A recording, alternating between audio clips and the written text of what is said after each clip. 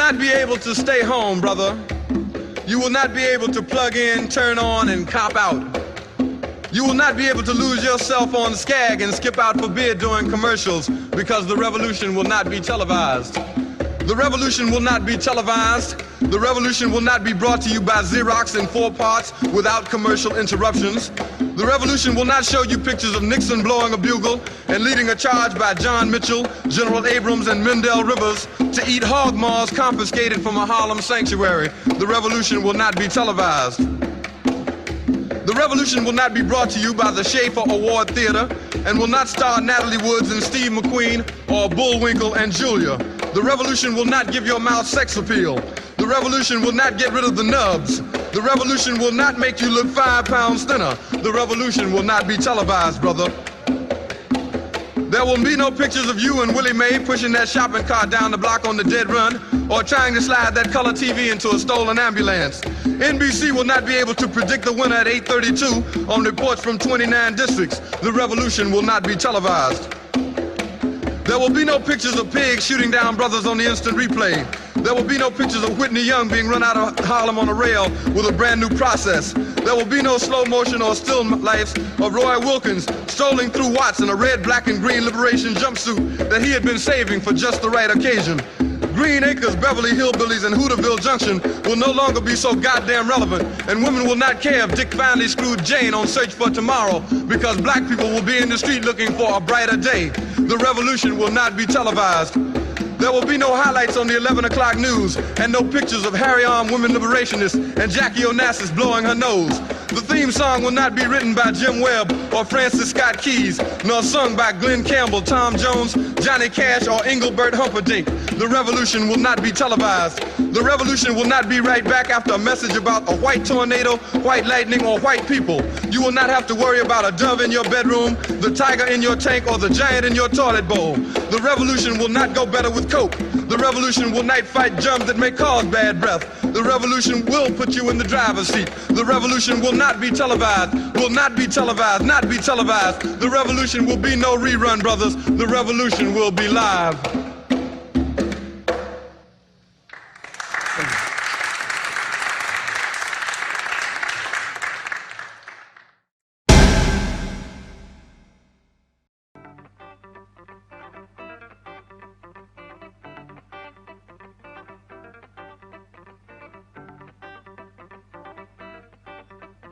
Welcome to Black Magic Promotions.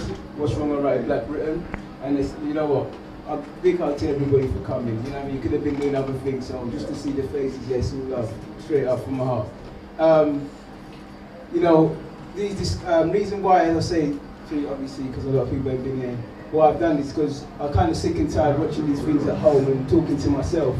And so, you know, it's very important to, you know, come and put these on people that you know, people you're curious to come and sit down and basically discuss. Because there's a lot of issues, there's a lot of topics there that, you know, I'm sure it hit everybody in the room. It relate to everybody. So it's good when we watch it, we then come as a family and just discuss what we've seen. So rather than me being a lecturer, I want to put it out to the room to anybody that wanted to say anything.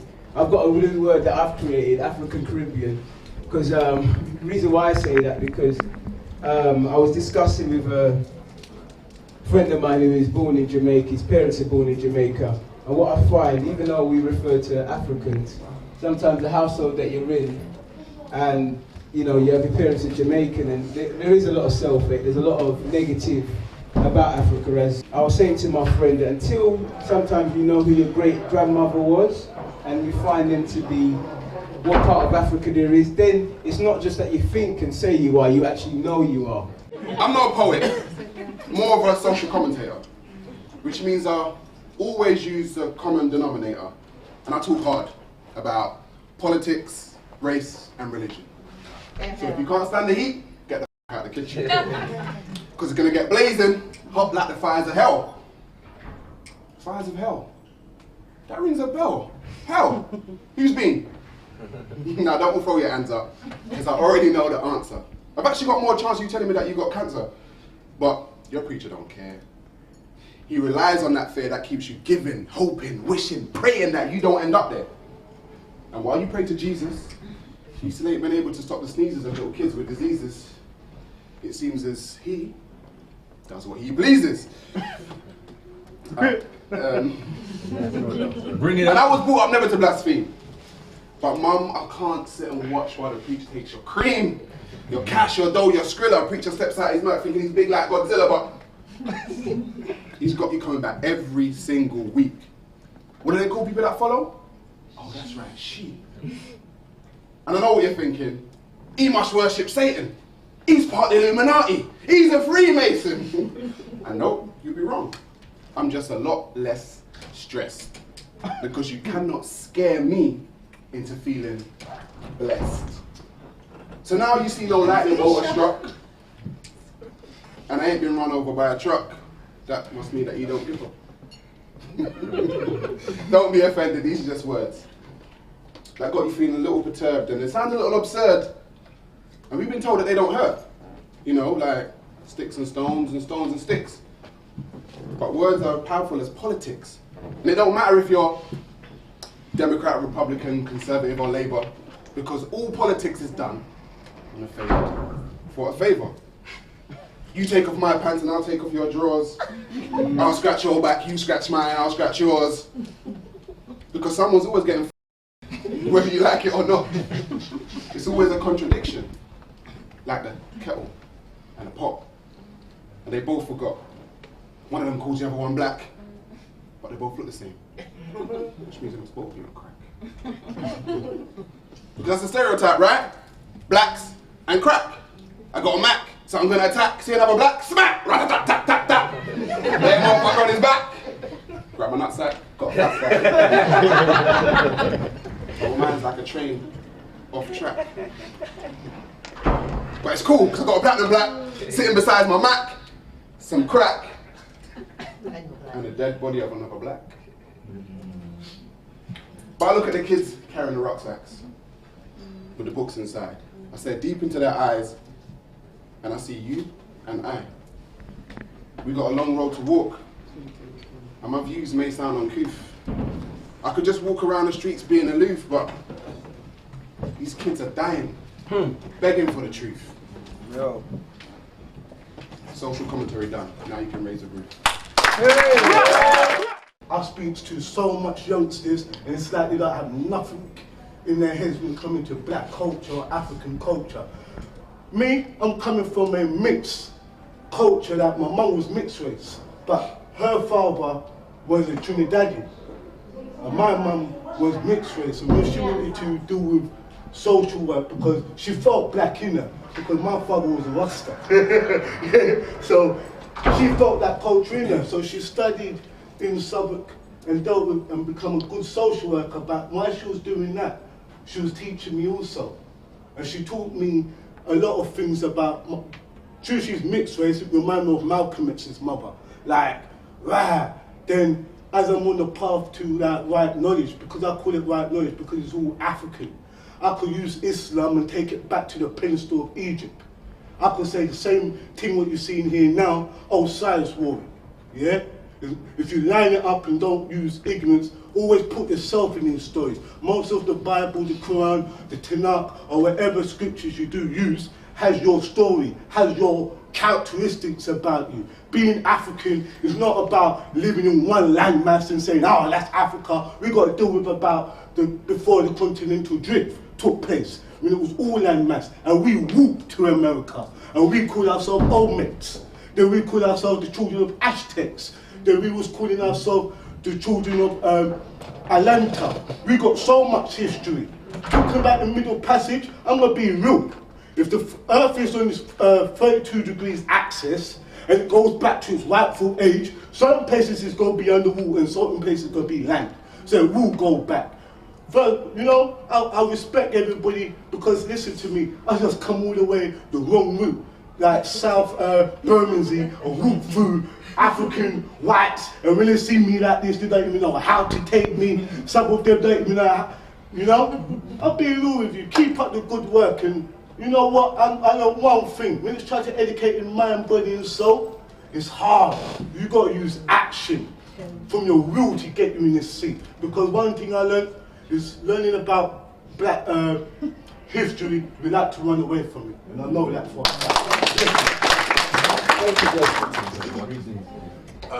Thank you for turning out and thank you for supporting the event and trying to share everyone who puts this on.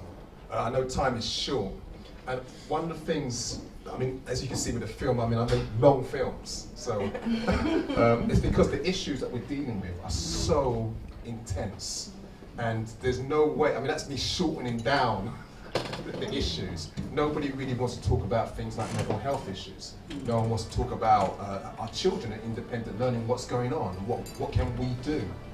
And, you know, I sometimes feel that, I mean, like when Shay asks, doesn't even want to raise anything, one of the things that we as a people have to do and start doing is losing the fear of saying something that we think might make us sound stupid. Let us therefore confess our sins in penitence and faith to our gracious Father, who ransoms us, heals, restores, and forgives. Disrespecting my ancestors. I'll make it clear in this history of our life. Most merciful God, I confess to you before the whole company of heaven, and to you, my sisters and brothers, that I have sinned in thought, word, and deed, in my action and in my silence, through prejudice or ignorance, or my own deliberate fault. As we meet together before you, gracious Father, we look at the past and we lament. We look at the present and we pray. Forgive us our sins. Renew our fellowship in your Spirit, and raise us to new life in Christ. Amen. May the God who in his grace seeks out and restores those who are lost, pardon and deliver you from all your sins, strengthen you in all goodness, and lead you home to eternal life in him. Amen. You may hear some noise there. I'm not a filmmaker, but what happened was that I knew a film had to be made dealing with these issues. So I made one, then I ended up making another one, and then I made 5 films. Now, I had to learn on the go, do you know what I'm saying?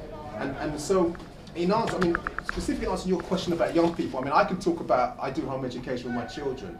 They go part-time school, part-time they're at home learning. So I can, you know, there's other parents that hook up with us at times and we share techniques and tactics. But to stop our young people getting to the stage of prison, we have to deal with them from as early as primary school.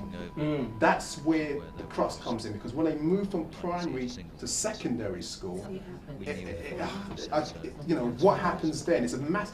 Traditionally, that's the rites of passage. That would be one of the transition points. So all the things they're exposed to, it can derail them if they don't have a solid foundation from those first 7 years. So as an organisation, all we're doing, I mean, we can't do everything, but what we do is put as much information out there, signposting other people to other organisations, other events, and to that knowledge that, you know, as parents, we cannot expect the school system to teach our children. They train them, and it's a very clear distinction there. You know, every year we hear statistics saying that our children go into schools, they come out, and that they're full, they're stupid, they don't get the grades. This is not completely true, but there are issues. But what that tells us is that we have a responsibility. If we know that's the problem, if we know that if we put our children into the school system, they will come out with issues, then we can't be blaming the system solely. We have to recognise, therefore, that we can't just use it as a care centre. We have to add supplementary, or sometimes alternative systems of education.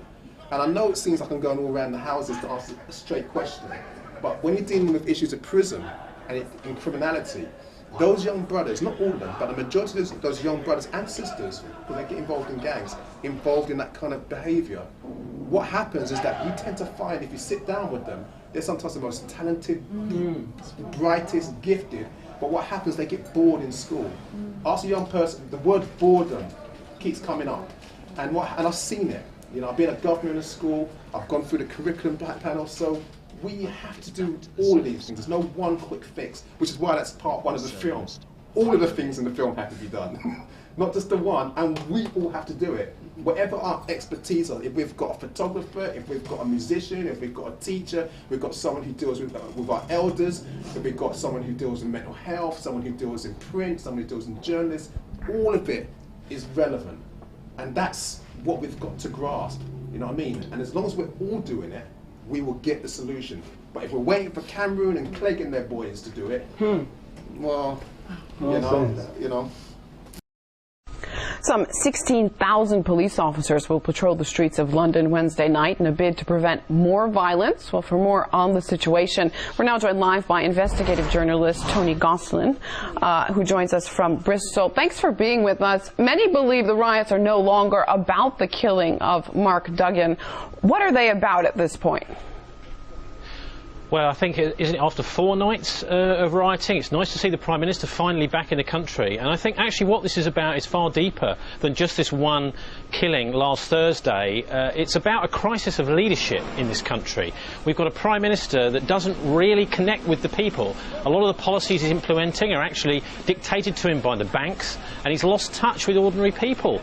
There's also a crisis at the Metropolitan Police. We had Sir Paul Stevenson, who was a very well-respected leader of the Metropolitan Police, had to resign recently, and there seems to be like a rudderless ship that the police are at. So we're also confronted with this whole generation of young people, many of whom voted for the first time in the general election last year for Liberal Democrats, a lot of them, and they've all been betrayed. They all feel angry, so there's a simmering anger under the surface. But this killing of Mark Duggan last week clearly was the spark, and it's not the only death of an ethnic minority that the police have actually been responsible for. So, you know, we've had something like 340 deaths, mostly of ethnic minorities, in police custody over the last 12 years. Now, that's around about 1 a month, without a single conviction of a police officer. So this seems to me is a message that this particular killing last Thursday is not going to go unanswered. And it was also absolutely disgusting. The police, Metropolitan Police, and this is what I'm talking about, the crisis of leadership, their response to that killing. Basically just ignoring the family's pleas to have some explanation. We've also heard now that there was lies told on the day to the press about who had fired the first shot, and it also seems that a dum-dum bullet was used to kill Mark Duggan. One shot to the chest, we're told. So the lies that were told on the day just make things worse. So this is very irresponsible behaviour by the police, and I think we need to see a wholesale re-examination of the way that we investigate these various kinds of death, either in custody or as people are being arrested, because it starts to look like there's some kind of shoot-to-kill policy out there. With that said, how do you see the situation developing in the coming days? Well, I think unless there's decisive leadership and decisive action from the Prime Minister, from the government, which frankly, I mean, he's doing some soul-searching right now, I imagine, David Cameron, but will he find his soul? This is the question. Unless there is some kind of decisive action, this is likely to continue to sort of bubble along. But I don't see that decisive action happening. I think what we need, first of all, is for Cameron to recall the very well-respected policeman who resigned, Paul Stevenson, somebody who's well-respected and very experienced, to run the Metropolitan Police now and to give them a boost in morale. And we also need to know the names of the police officers and the firearms people who shot Mark Duggan. And we also, well, I would say, as a society, it would be nice to see that that officer who fired that fatal shot arrested, and that would give a lot of confidence that the police are not above the law, because that's what many of these young people are saying. I'm not excusing the violence and the burning. Of course, that's criminal behaviour which should be punished. But you have to understand that there are big reasons for this, and that have been going on for many years, and particularly the mistreatment of ethnic minorities by the police, both in custody and by the rather ruthless way they seem to arrest them. Now, 9 times out of 10, 1, 2, 3, 4, 5, 6, 7, 8, 9. 9 times out of 10, I will say some shit that will offend. Yeah, and I could be nice, but then again. And yeah, 9 times out of 10, I will say some shit that offends, and I could be nice, but then again. Now, situations is always risky business.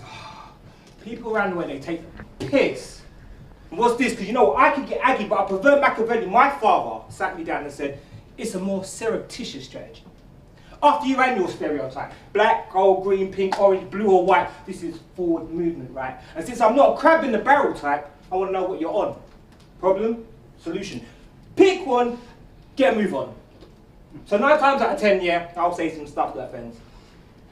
And you know what, I really could be nice, but then again. Now, to be a brother man is serious. It is my aim to shine like the star constellation Sirius. Genius mind, that's what the theory is, and I don't question that effort. Research reflected, I create imagery, I do, I'm a photographer. In academic and pragmatic. Note to self is just the start of it. Because I see it getting deep, and my head's real woolly, but don't mean I'm a sheep. So 9 times out of 10, yeah, I'll say some shit that offends. And I could be nice, but then again. Now, the feds will crack you for misdemeanor, her sister, and her best friend, and maybe I tend not to understand what's going on. Chew out my father's son, all I really want to do is have some fun. And on the other hand, they tell me I'm too ghetto, too black, because of these multicultural isms and all that. But you know, that's driving Miss Daisy, it's politician shit, and it's never changed where I live at. I see disaffected youth and a sale of crack. So me, I sat down in the library and I read that Chomsky information. I'll write affirmation on my station in life. I use a microphone and that waveform device and try give my words of order and applies. And I'm not saying I'm the wisest. And I will try and rise this consciousness through evolution and then ask what you're doing. To guns and money we relate?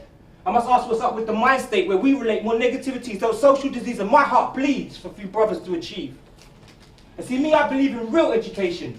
What we need to do is prepare them for the war that they're facing. And you know what's amazing? Some can't cope. They'll buy Versace, but they won't buy soap.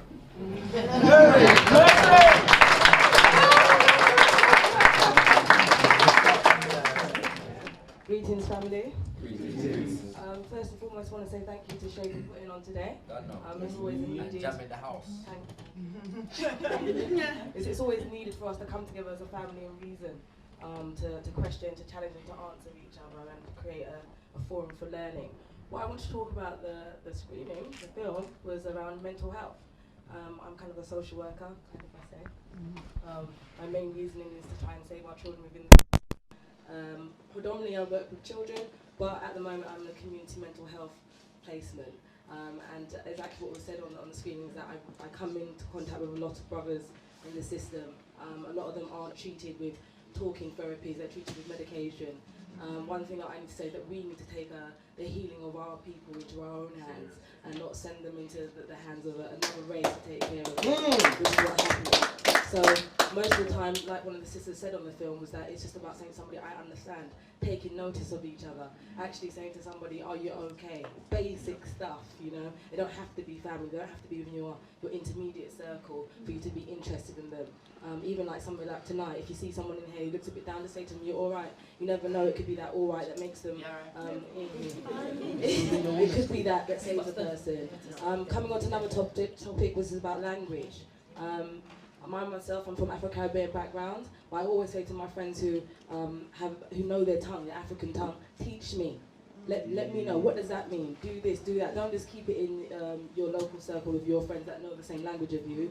Open it up to all of us. Exactly what they said on that slave ship there was it's about us becoming one village. And the way that we do that is to teach each other what we don't know. Because remember, we're all suffering from a state of amnesia. We just need to remember or at least teach. Okay? So enjoy the night. Good time. People don't know of organisations that are doing the work, so... Give thanks. Well, yeah, my name is Shakara, Tafazwa Shakara Bandaka. I'm a member of an organisation called the Al-Qaeda and Revivalist Movement. It was started by, well, many people, one of which was my father, who is now the head of that organisation. And basically, we're an African-centred spiritual organisation, looking to revive African culture and live it as a way of life. And also politicize our people around, you know, the philosophies and opinions of Marcus Messiah Garvey, come on, and so on and so forth. I've got a short amount of time, so we run a various amount of different programs. One of which is called NOMO, which is a monthly education and discussion forum. Takes place every month, last Friday of the month. We also have a Saturday school, which is called our Kiblan Academy of Excellence. We are also in the process of developing that Saturday school into a full-time nursery and primary school. Catering for children between the ages of 3 and 7 years old. Yeah. Also, I am the head of the youth wing of that organisation, and what we deal with is political and cultural education. So, looking at a lot of these issues that were raised in the film, and actually going out to schools, universities, young offenders institutions, prisons, and so on and so forth, trying to spread the knowledge and spread the education around, if you understand what I'm saying, because knowledge is power. Other than that, we also run a shop, a business in East London. We run a newspaper called The Whirlwind, whereby we can, look at media from our own perspective. Obviously, BBC, ITV, and that ain't catering for us. What else do we do? You say British Broadcasting Caucasians. Caucasians, yeah? we don't deal with that. We also run African communal blessings. So basically, in terms of it being a way of life, we look at trying to institute our own culture. So basically, we do naming ceremonies for our community. We also have a rites of passage program for our community, bringing boys into manhood and girls into womanhood. We do passing over ceremonies, marriage ceremonies. So all aspects of our life we seek to cater for and put within the realms of our own culture. And all the kind of things there. And there's so much more man could say. No, that's good, man. That's good. Just wanted to say, like I said before, other times we've been there. These sort of things is like imperative to our growth. Also, everybody doing their little things. But what I really think is that action is necessary.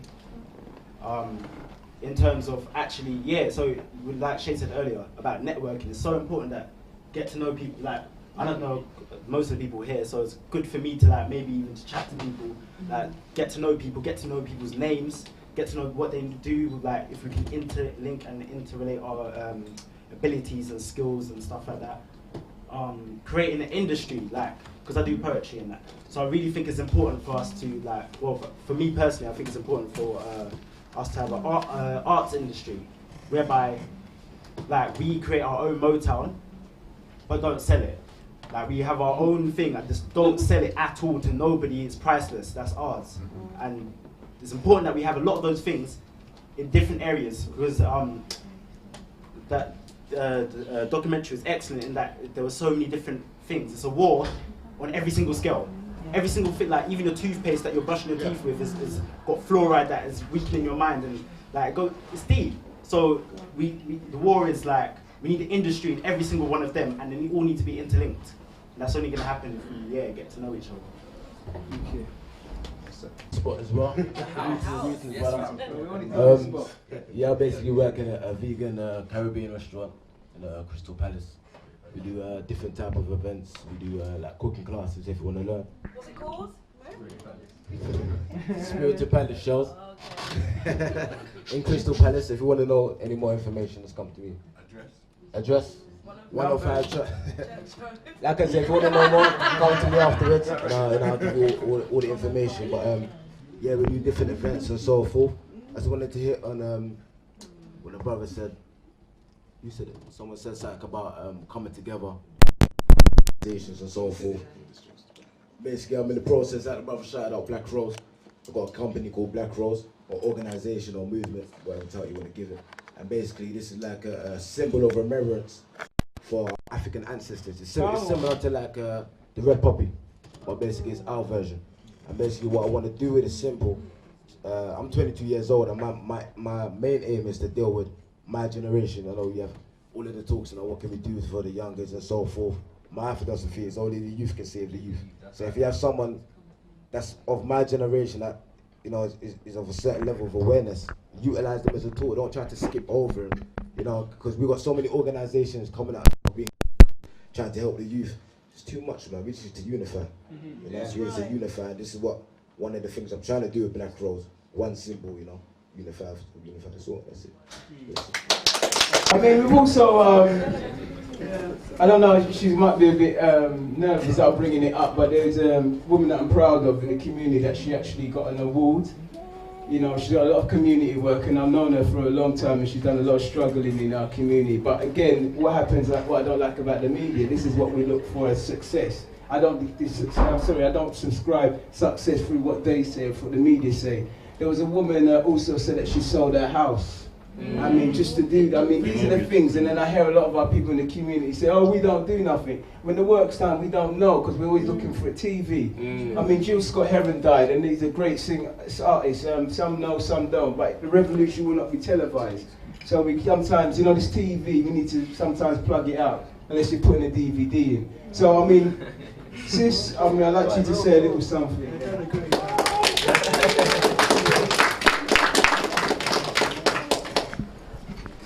Evening, everyone. For those of you who don't know me, my name is Jenny Steele. As Shay said last week, I was actually given an award in Lewisham by the Mayor for supporting others. Where my work, I am the founder of a Women and Family Support Network, which I started from my phone. It wasn't a BB. It's actually been running for about 2.5 years now. I meet with other women, majority black women. We meet once a month, we have dinner, and we teach each other's skills back to each other. A couple of the ladies are here. We've got Susie here and Odette here. Anything that we know and we do as a job, we actually relate back to the other women in the form of a workshop.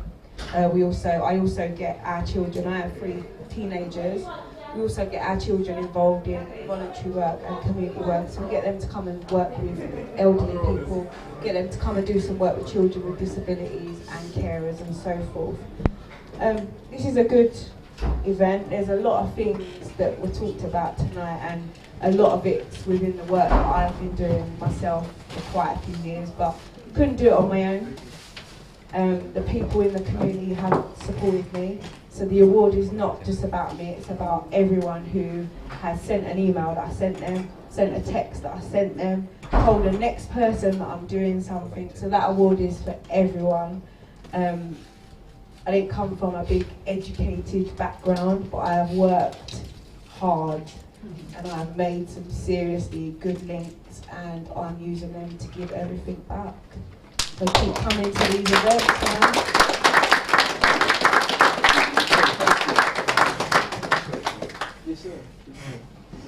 Long ideas.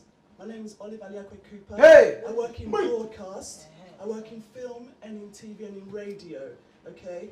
Not all TV is evil, sir. It depends where you're looking. It depends where you are looking. So, keep vocal and make things happen, and you can get it on air. If it's not on air, it can be viral, it can be streamed, and we can, you know, cut out the middleman, and then they'll come to us because it's hot, and then we can take the money, okay? But we need to help each other. These free events, things like that, contribute £1, £2. We help each other, exchange ideas. If you need some help, come and find me. Make something happen. Get paid. I'm a couple of things. I'm also a teacher and I'm also a mentor. When I teach a style of drama called forum theatre, which basically is it's called Theatre of the Oppressed, and we are an oppressed people, which is a bit. Yeah, sometimes. Really? Yeah, a little bit, maybe. It's actually a form of theatre where I teach this. It's not like an African standard piece of theatre or anything. It's like an old Russian piece. And basically, what you do is you put on a play, and there's always somebody in the play that is oppressed, and people watch the play. After they watch the play's put on again, but they have the option to stop the play at any point in time and take the person that was oppressed out of the play, put themselves in the person's shoes, and deal with the oppressive situation the way they think they will deal with it. And I think this is what we need to do, because one of the things about Theatre of the Oppressed is that they say you can never change your oppressor, you can only change the way you deal with them. And what we need to understand is if we don't understand how to deal with the oppressor or the oppression, we will always end up at the same place. Okay. So I just think just to put it out there, is that if we don't take ourselves out and then put ourselves back in and understand the oppression, understand what it is, understand who our enemies are, and then put ourselves in and learn how to deal with it, because you cannot and you will not change the oppression. You can't change them, you can't change the oppressor. What you can do is change your interaction with that oppressor. And sometimes, we do with students, sometimes, that person might be being pressured into, dealing crack or something, and they will go in, and some of them like, yo, shut up, man, I'm not doing that. Do you know what I mean? And sometimes that is what you need to do. Sometimes it's not. But depending on the situation you're in, you need to know how to deal with the situation. So I just believe if we know how to deal with our oppressive situations, just like the film was saying, then we'll get to the place we see.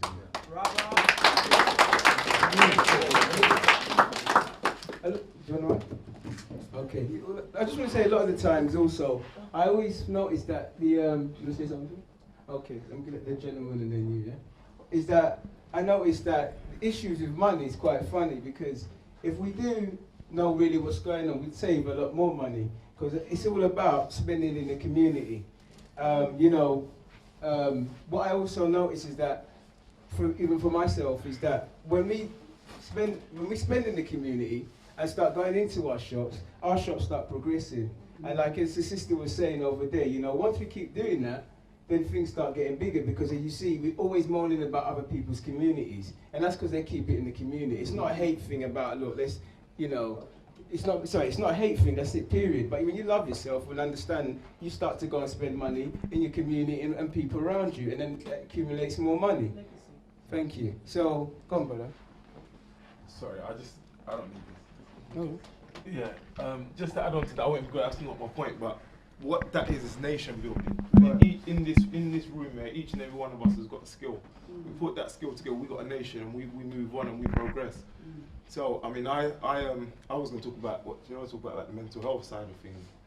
The mental health side of things is a problem right now because I've worked in the system. I used to work in that system a long time ago, and I talked to some of these guys who are heavily medicated, and when you ask them, what does the medication make you feel like?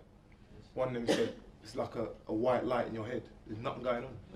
Head's just empty. And then the other side of it, I mean, I believe in social engineering because the other side of it is that it said it in the video there about sex offenders, and I heard someone behind me say, I didn't know that. A lot of the mental health medication, what it does, you can't, your manly bits don't work properly. Do you see what I mean?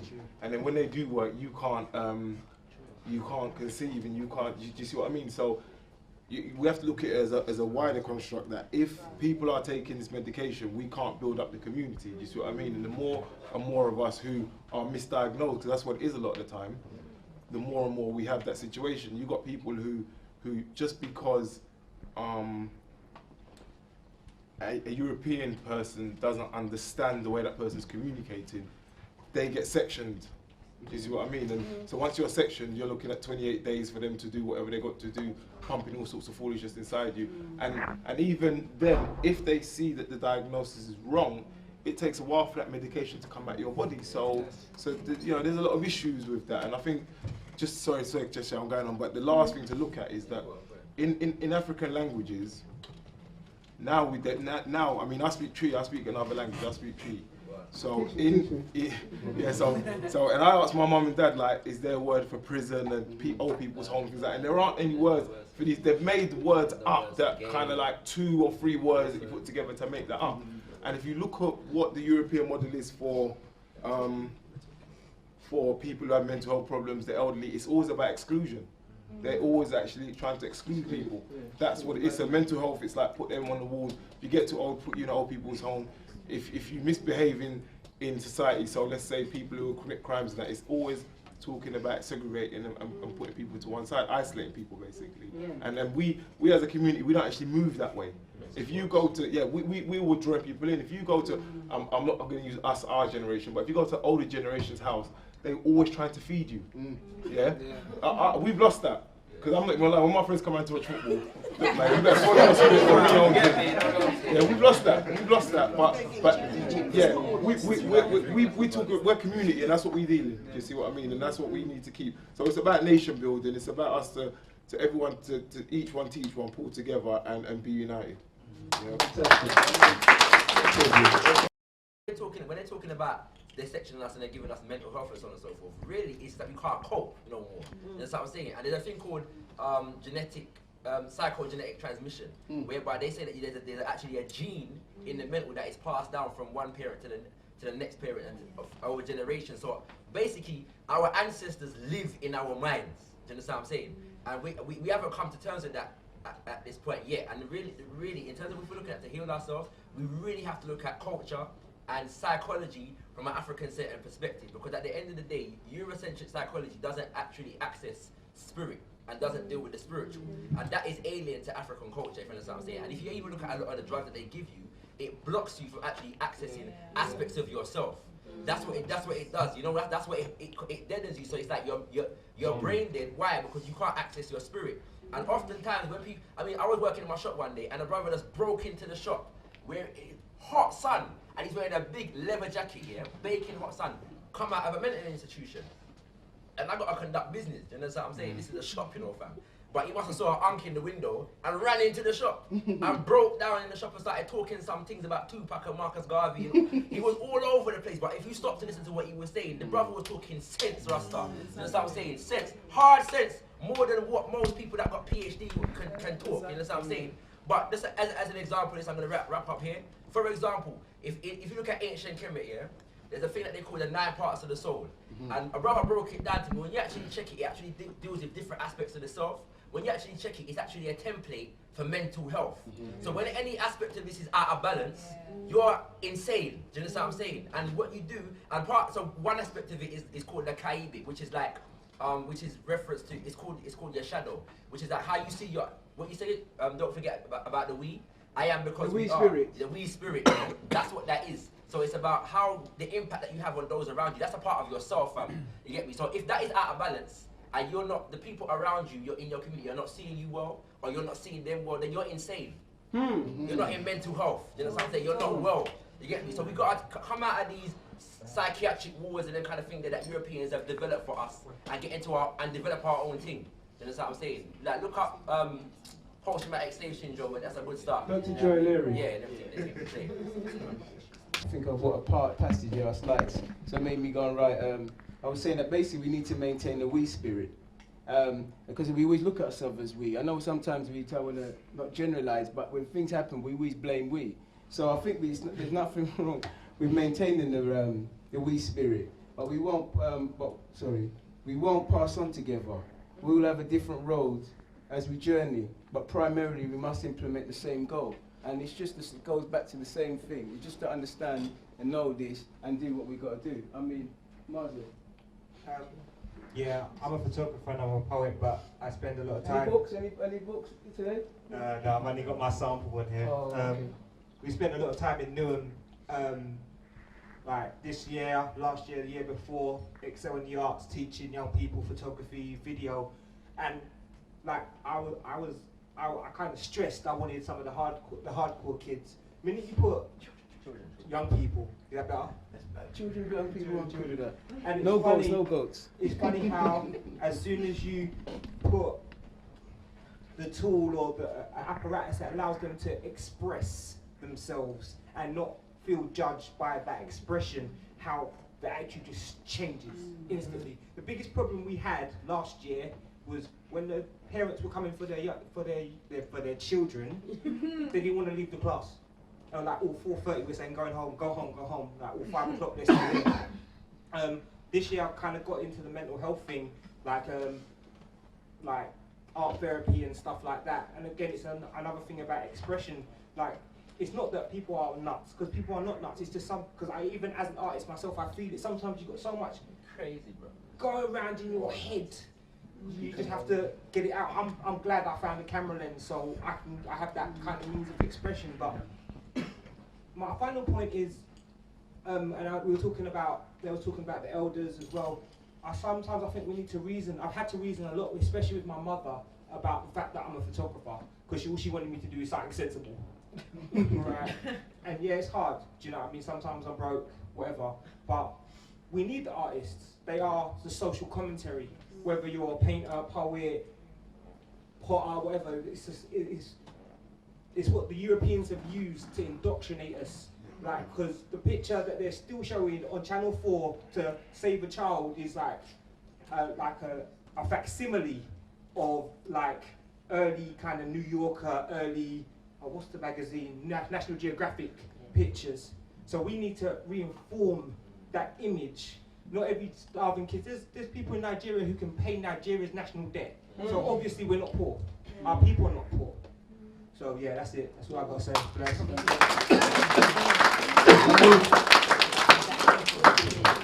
I mean, can I? He's had his arm up for ages, isn't he? Yeah. Can I just say something? Mention the artist, because that's what went blank.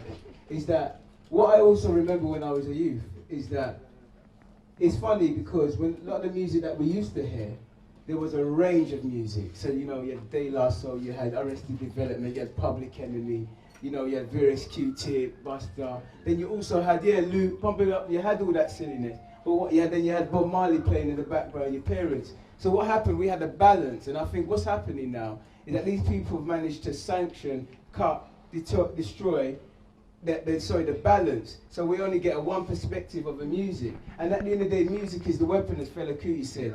So that is all we're hearing. So what happened is that if I was a youth, even though when I knew I was doing wrong, I knew I was doing wrong. You see what I mean? So, but now these youths, they don't know they're doing wrong. So that boy, when he's got his trousers down his knees and holding his something down there, you're wondering why is he doing that? But it looks cool to him because that's what they do. So if it ain't for people in the community, say pull up, because I do it all the time. I do it all the time. When I say pull up your trousers, man. You know what I mean? Pull up your trousers. It's for us to stop being fair in the youth and just say it, because at the end of the day, when I was younger, again, the older generation used to pull you up. You know, you have a cigarette in your hand, and you didn't know if that woman knew your mum, you're dashing that away. These things are gone now. But like I said, I don't want to go into things, but that's what happened with the art. I mean, and I keep saying this, that I've noticed how they banned, you know, all these reggae artists talking about homosexuality. Fine, okay, but I want them to also ban guns, drugs, hoes, niggas, and blah, blah, blah. That won't happen, so we got to understand that there's a process, there's an agenda there. So I won't say too much. I mean, there was a hand. Is that somebody said, you said it's about oppression, isn't it? Talking about oppression. And like, what I think we avoid talking about a lot as well is about like who's actually in control of the world, and stuff like that. Like, no, it's not just the white. It's not the average white man. Like, you have to look at the if you just say Illuminati, you have to find out who the Illuminati is and what they're actually doing, and they use this. Like, I watch music videos sometimes. I realise that a lot of the demonic forces are into play. It's not just they're being misrepresented and they've got their trousers down low. They're actually attacking the spirit through the music as well. So we've got to understand what they're doing. And as well, we've got to, like, this is what's it called? A cancerous, decadent society, whereby we have to withdraw our support for it. We have to stop going to Sainsbury's. Stop going to support Beyonce and Jay-Z just because they're black. Stop supporting Obama because he's black. You have to literally just stop supporting all these evil distractions and start like really, just putting all our money into us. We can't support these people. Yeah, man. That's all I want to say. But I'm gonna go somewhere. I'm gonna ask you to sit on the train with me. Don't jump off the train. There's people in there. Don't jump off the train. Just sit on the track. The definition of someone being insane is doing the same thing over and over again and expecting a different result, which is definition. So if you're constantly walking into a wall and you know you're walking to a wall, walking to a wall and expect a different result, you're medically insane. I think we do it, and we do it religiously. We do it in our religious daily circles. We constantly pray, and we don't see any result. I think it's the same. Pray too much. I think it's the same insanity, because as long as we've had, because we talk a lot about European value systems and European this and the European that, and we never ever focus on the Eurocentric religion that was given to us, whether it be Arab religion or Eurocentric religion or Christianity. We never focus on it as if like that is some place that we just can't go. And if we understand that the dogma says, don't really worry about what's going on here, someone's going to come save you. And if we have that buried in the bottom of our psyche, then we will constantly stay in the position of, if you're in a burning house and you're waiting for the fireman, there's a window right there, you just jump out, then you're going to burn. That's the bottom line. If you don't find a way to save ourselves and stop waiting and praying and hoping and wishing on something to happen and not actually doing the work for ourselves, we ain't going to get nowhere. So I don't believe our savior is in church or in a mosque or in temple. Our savior, our church, our mosque, and our temple is in ourselves. That is who we should be praying to. That is who we should be looking to. That's right.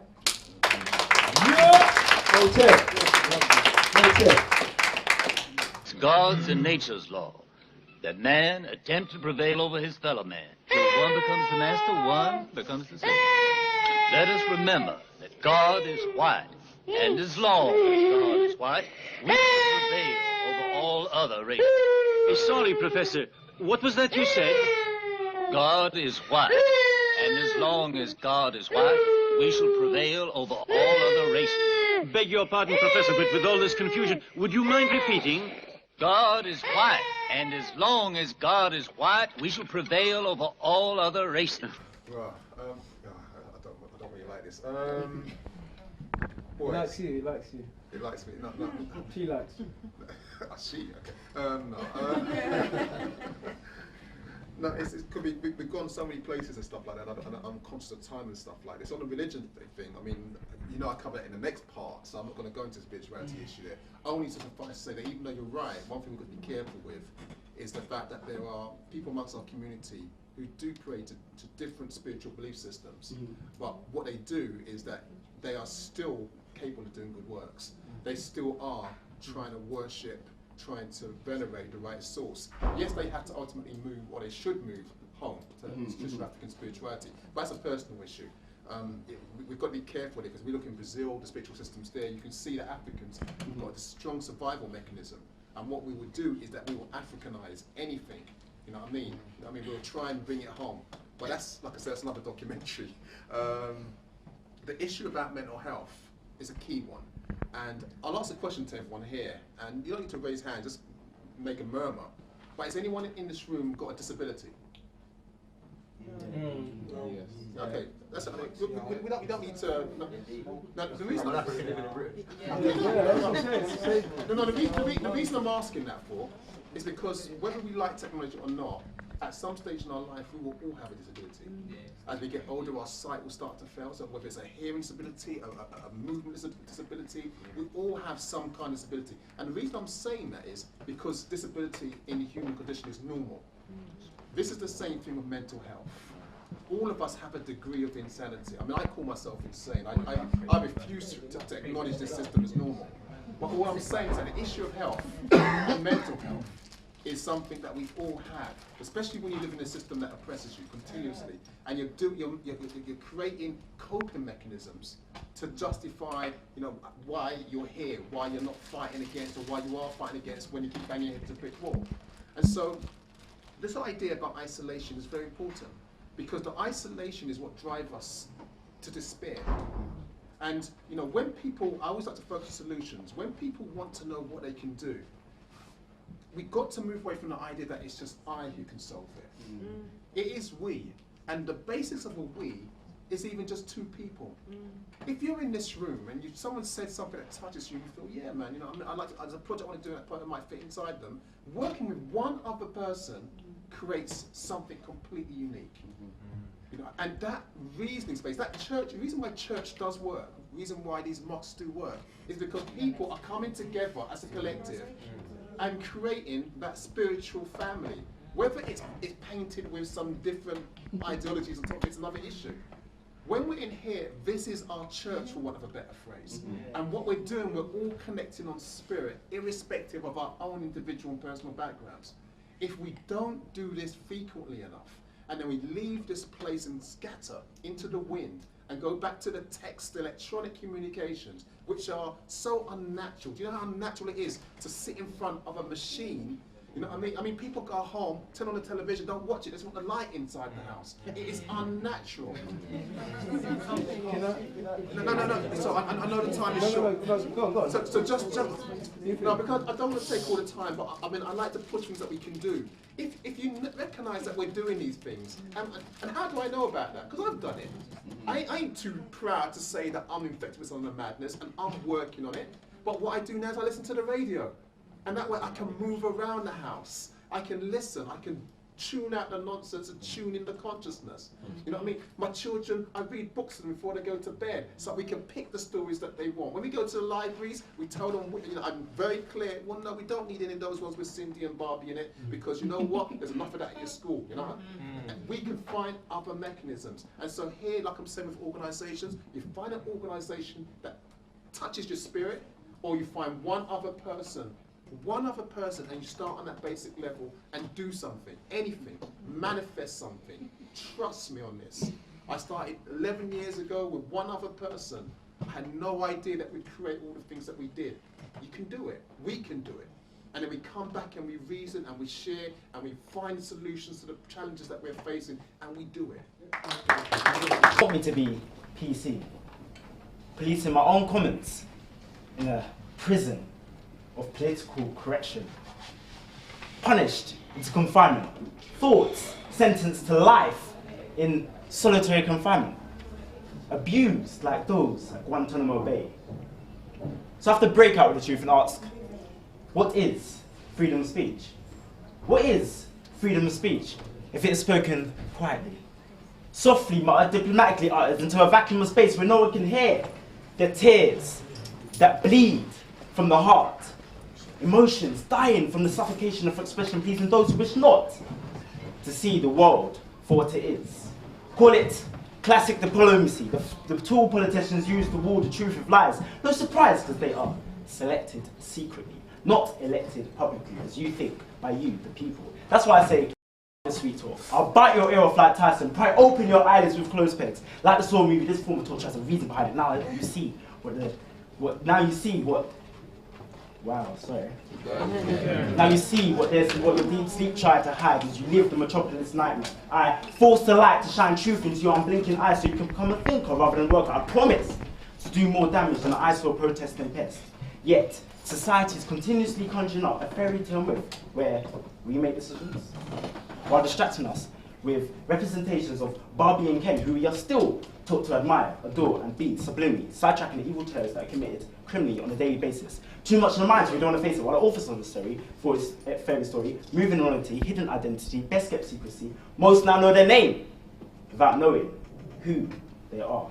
One day, I'll grab a soapbox to recreate the speaker's corner in the middle of city London to confront the concealed crown of men by erupting volcanic vocals, spitting lines of lava, burning karma, bringing perpetual palaver to 1/3 the empire city, eradicating fabricated digits, causing complete meltdown in the financial district, leaving nothing but my face, replacing masons on paper they normally turn into money, saying, you do not own me. Born upon this earth, how dare any question my right to speak? They say, while living in fear, don't talk in my ear. I say, so what? No being can make me stop my rise to the top where I can drop the ladder for all my people to climb. Owe it to my ancestors who I aspire to be like, to inspire their life, to inspire the world with words that start action. That's why my tongue acts as a bow to arrow tantric words into the universe, to bring forth infinite ideals of love and freedom. The stage has become the pulpit where my voice will hit every spirit on the planet. I be the one to spark the synapse of the light that will ignite the fight, the passion from within the passive, the pathetically apathetic, as I use art to connect hearts, minds and soul, to formulate a pact to take this wicked system apart. Each verse spoken in rhythm to correlate with a junk DNA code. I disrespectfully disregard the idea of asking the ungodly, unjust government permission to protest. Picture me exposing the truth to cause civil unrest. I warned you, I'd be more than an ISIL protesting pest, because I witness anti-war protesters living a life of their morals, yet their screams for justice falls on ears deafened from years of apathy towards humanity. It's insanity the way humans act like robots, operating like clockwork to work daily in repetition, programmed to lose individuality and have no care for their own community. How many even know their neighbour's name? They don't smile, scared of the stranger, motionless faces, neither happy, mad or sad. Yet human figures shape their demeanours depressed. Many lose hope, escape into the digital reality. Rather tweet on a Twitter than sweet the bitter face or only contact via that book or ping on the BB. They made that for we. Another option for us not to see. Come on. I'll chop the plug out of the socket to shut down the programming. Releasing emotions, releasing human beings with feelings. It's a battle though. Especially when the commercial media does everything it can to obscure the news. The unholy war on Iraq, Afghanistan. Barely any news on Africa. Congo, 6 million dead. Congo, 6 million people dead. How many people even knew? That's why I have to be the voice for those that have been silenced, as they pillage the resources from the world's naturally wealthiest, the reason why they keep silent. We now know, though, that WikiLeaks will leak a little, but I'll turn it tap till the whole world is overflowed, drowning those who control the weather, news and heart.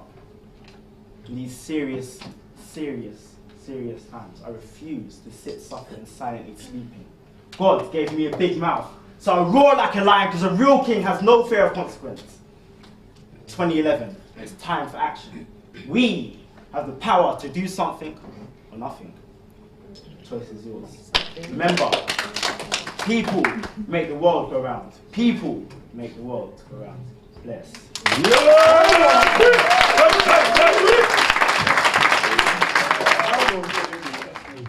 What I want to say to you is, again, everybody, thank you for coming. I'll just leave on the lines of this, is that, as the great Marcus Garvey said, let us not forget that it is our duty to remedy any wrong that has already been done, but not ourselves perpetuate the evil of race destruction. Hotep, everybody. Come on! Professor! I got it open!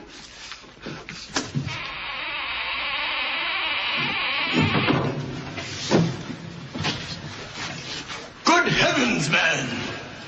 Great Scott, we've discovered the fountain of all knowledge of Egypt in the entire world. Do you realize the importance of this moment, Smedley? Yes, sir, I do.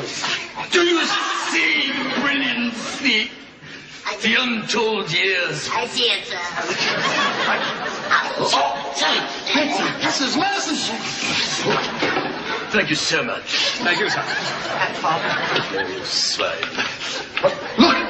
What is this? See. Says, cannot. This is the elixir of life, sir. The elixir of life? The cure for all diseases. Wait, see here. Wait, give it to me. Inscription on the bottom. Give it to me. Give it. Open at other end. Lummox.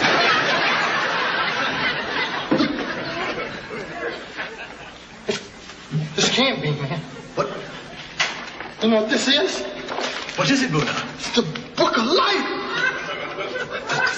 In the beginning, when man arrived on Earth, the black gods did leave their spacecraft, and they walked, and they named the beasts of the sea and the animals of the land. Heavens. And man in his blackness did walk the earth, making medicine. Medicine? Then discovered time. These were all black people got down. Wait a minute. There ain't nothing in here about whitey. This is ours, Jack. Wait till the brothers hear this. Buddha. I'm gonna get this book out of here, baby. This tells the real tea. Check this out. Self-control yourself, don't you see? What you mean, Jack? Look at this here. Black people started the music and the brain surgery back in the year 3 BC. Yes, of course, Buddha. Man, they was getting down. This is it, brother. Yes, everybody gonna know about this. This one, we can change the history. Civilization will be changed. By all means. Yeah, this is gonna be it. Get the bulldozers, there's nothing here. But. Shut up! Good heavens, time for tea, eh? What?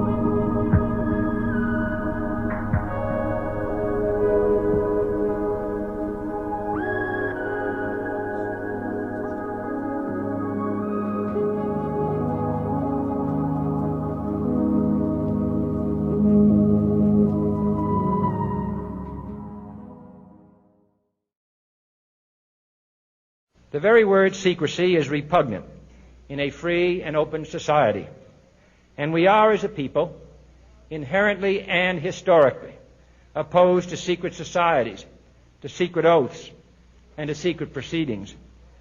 We decided long ago that the dangers of excessive and unwarranted concealment of pertinent facts far outweighed the dangers which are cited to justify it.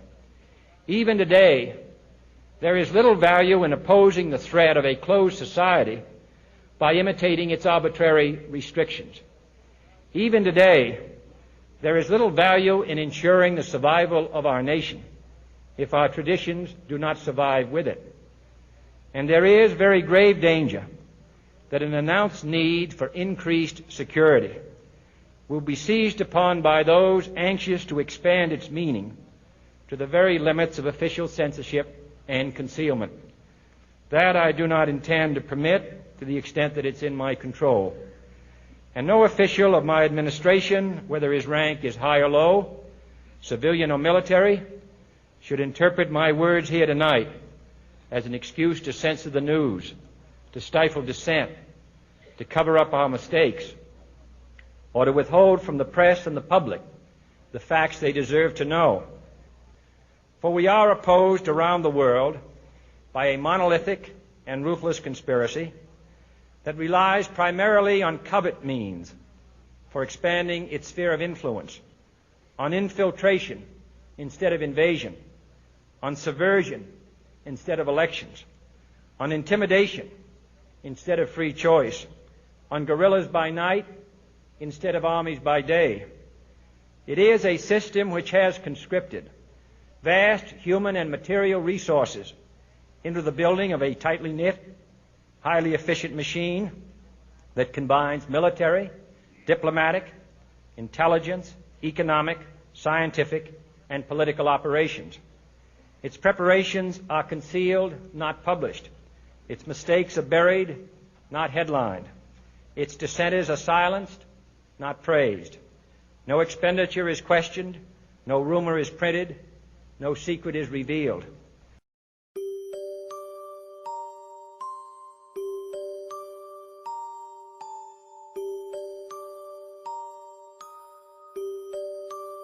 Tonight, as our troops begin to come home, let us recognize that the hard work of freedom still calls us forward.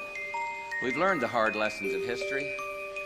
The victory over Iraq was not waged as a war to end all wars. Even the New World Order cannot guarantee an era of perpetual peace, but enduring peace must be our mission.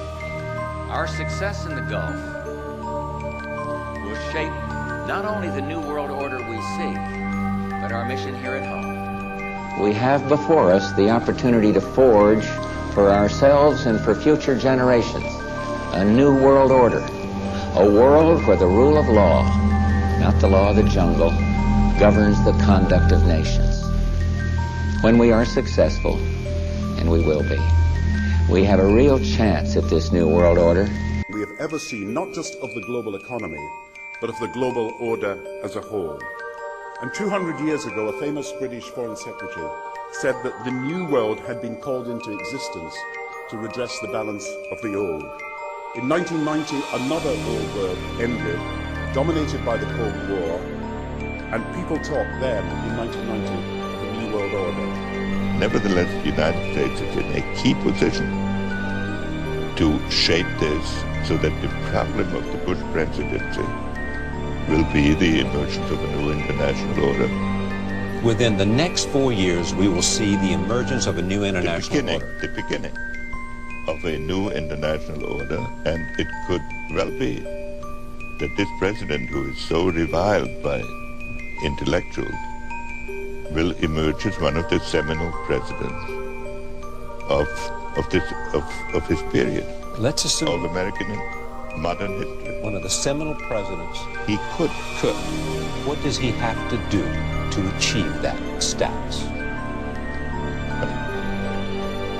He has to do certain things, and he has to have some luck.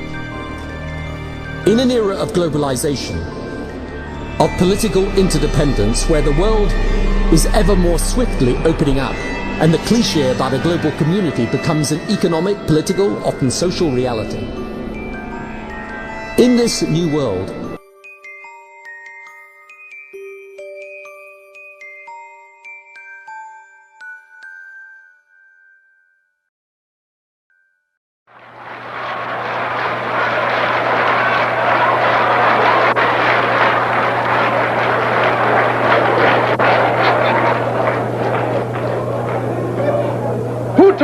please, who taught you to hate the texture of your hair? Who taught you to hate the color of your skin to such extent that you bleach to get like the white man? Who taught you to hate the shape of your nose and the shape of your lips? Who taught you to hate yourself from the top of your head to the soles of your feet? Who taught you to hate your own kind? Who taught you to hate the race that you belong to? So much so that you don't want to be around each other. No, before you come asking Mr. Muhammad, does he teach hate, you should ask yourself, who taught you to hate being what God gave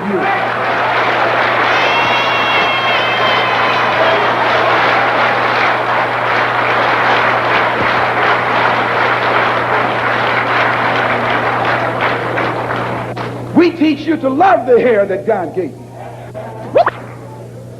Here you way out in the middle of the ocean, can't swim, and you worried about someone that's in the bathtub and can't swim.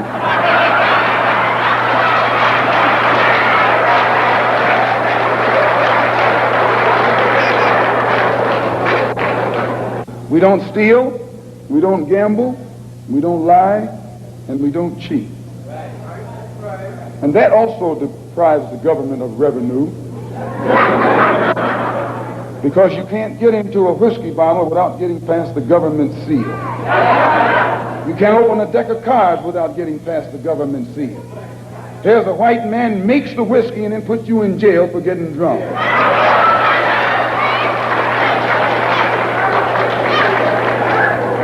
He sells you the cards and the dice and puts you in jail when he catches you using them. So he's against us because we fix it where he can't catch you anymore. We take the dice out of your hands and the cards out of your hands and the whiskey out of your head. The most disrespected person in America is the black woman. The most unprotected person in America is the black woman. The most neglected person in America is the black woman. And as Muslims, the Honorable Elijah Muhammad teaches us to respect our women and to protect our women. And the only time a Muslim really gets real violent is when someone goes to molest his woman. We will kill you for our woman. I'm making it plain, yes. We will kill you for our woman. We believe that if the white man will do whatever is necessary to see that his woman gets respect and protection, then you and I will never be recognized as men until we stand up like men and place the same penalty over the head of anyone who puts his filthy hands out to put in the direction of our women.